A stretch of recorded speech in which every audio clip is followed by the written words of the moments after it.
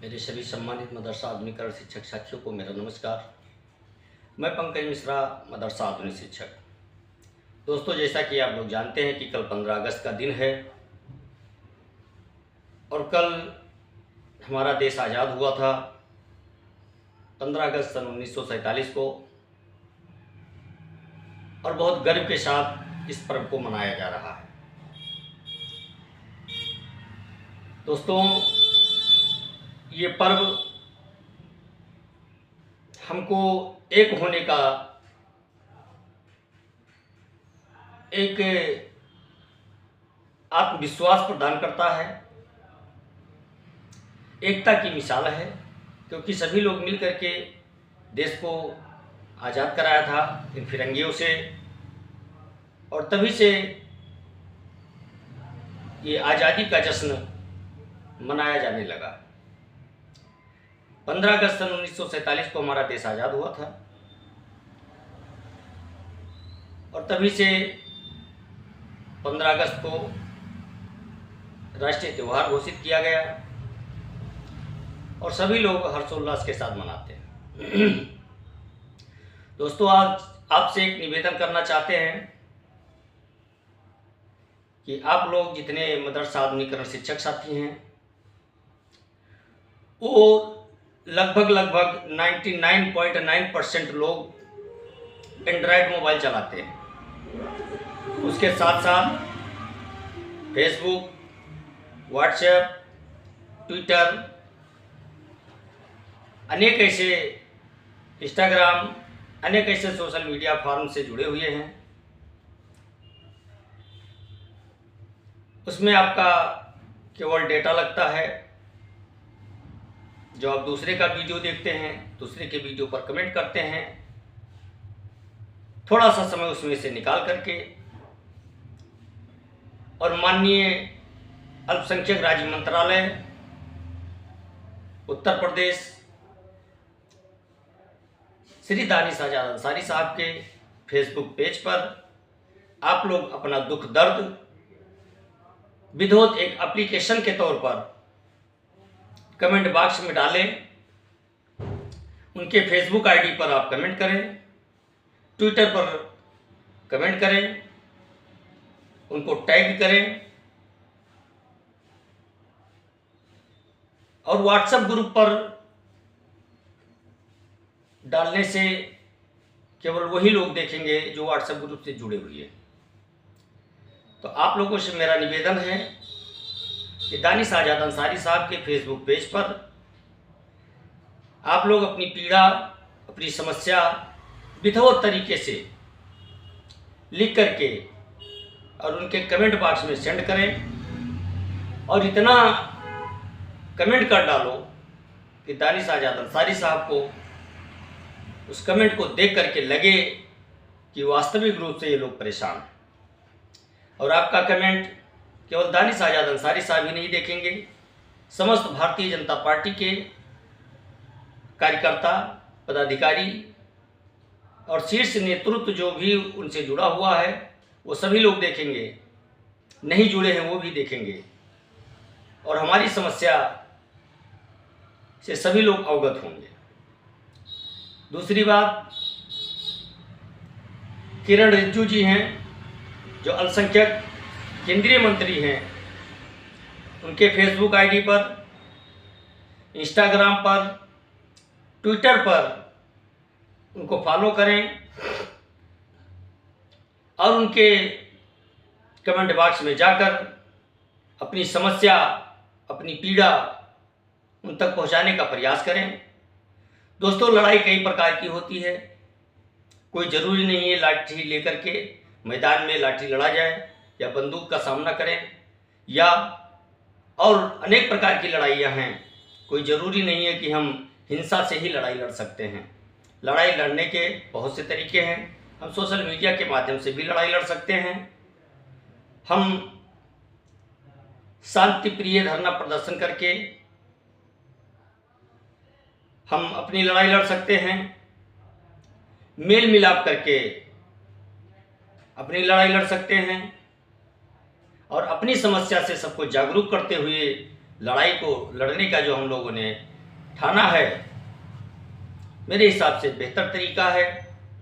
हर प्रकार की लड़ाई से बेहतर तरीका है और हम लोग अपनी लड़ाई स्वयं लड़ेंगे और इस आशा और उम्मीद के साथ लड़ाई लड़ेंगे, जारी रखेंगे कि हम लोगों को सफलता एक दिन मिलनी ही मिलनी है, क्योंकि चारों तरफ से इस समय मदरसा आधुनिकीकरण शिक्षकों की समस्या हाईलाइट की जा रही है।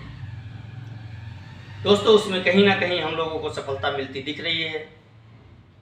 हालांकि जब तक पूरा काम ना हो जाए तब तक उसको सफल नहीं माना जाता है, लेकिन उम्मीदों पे दुनिया कायम है। दोस्तों, हम आशावादी लोग हैं, हम अपनी उम्मीदों को जिंदा रखे हुए हैं और आप लोगों से मैं विनती करता हूं कि कम से कम 4 से 5 हजार शिक्षक परमानेंट रोज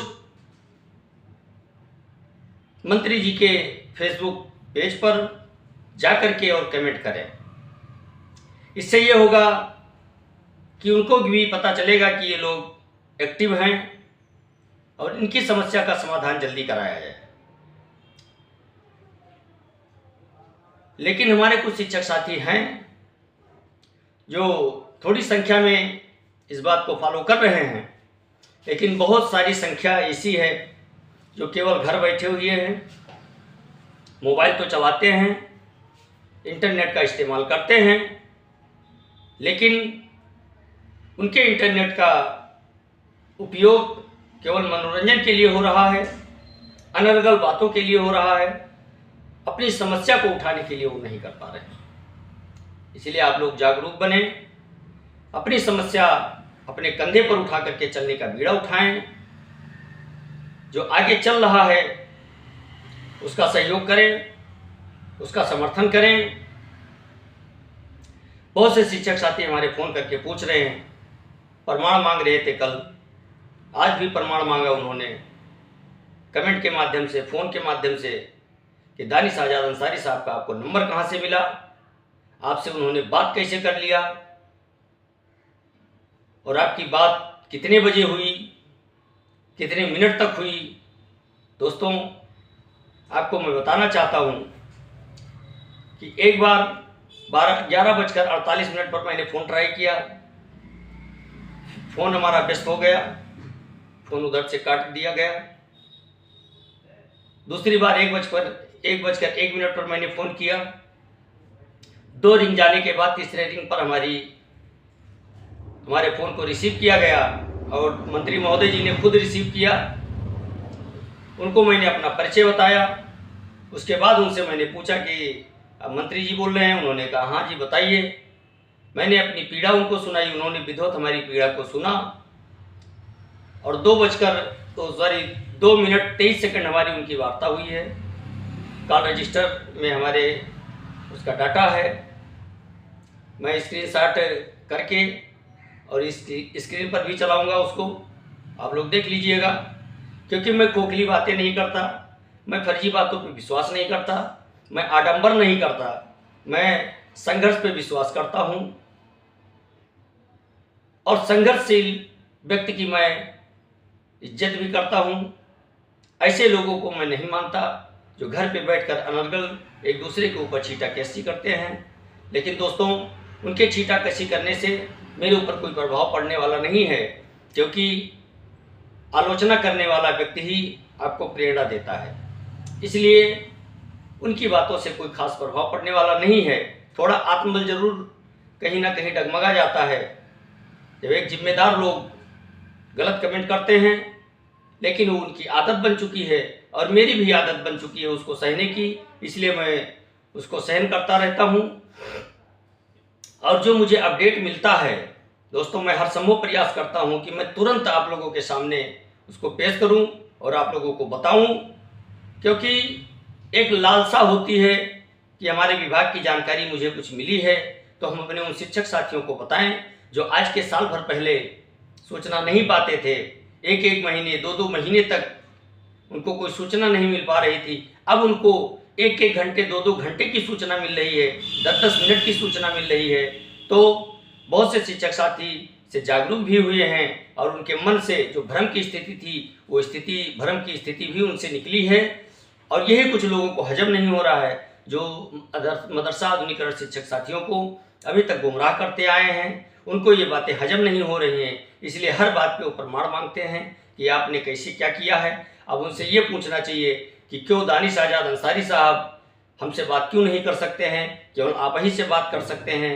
ऐसा कोई फाउंडेशन है उनके अंदर कि मैं ब्राह्मण हूँ, वो एक मुस्लिम बिरादरी से आते हैं इसलिए बात नहीं कर सकते, या आप मुस्लिम हैं वो भी मुस्लिम हैं तो आपके वो सगे रिश्तेदार हो गए, आपके ज़्यादा क्लोज हो गए, हमारे क्लोज नहीं है। ऐसा कुछ नहीं है दोस्तों, आपके मन में ऐसा होगा, मेरे मन में ऐसा नहीं है, मंत्री जी के मन में ऐसा नहीं है।